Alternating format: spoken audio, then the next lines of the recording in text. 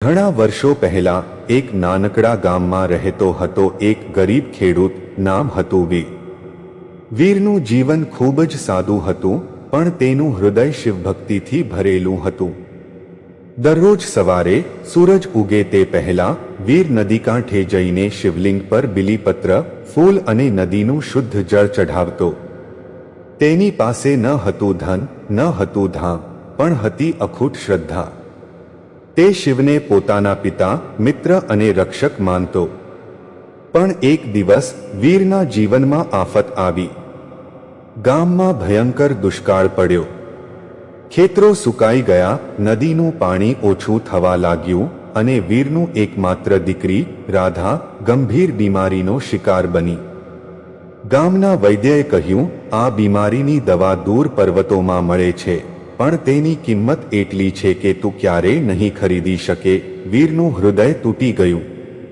તેની પાસે ન હતું નાણું, ન હતી આશા, પણ તેની શિવ પરની ભક્તિ ડગી નહીં.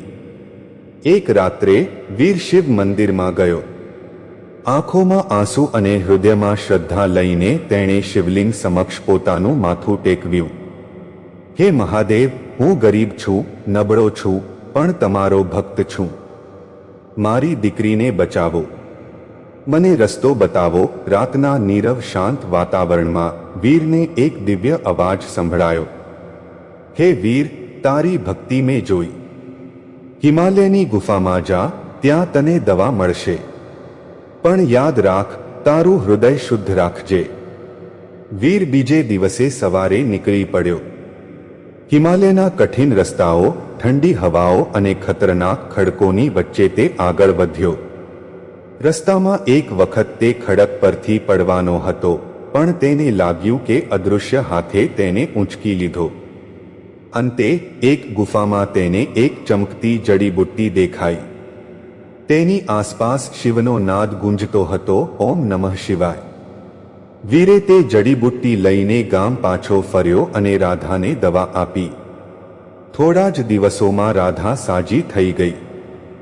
જ્યારે ગામના લોકોએ આ ચમત્કારની વાત સાંભળી, તેઓ વીરના ઘરે આવ્યા. પણ વીરે કહ્યું, આ ચમત્કાર મેં નથી કર્યો. આ તો મહાદેવની દયા છે.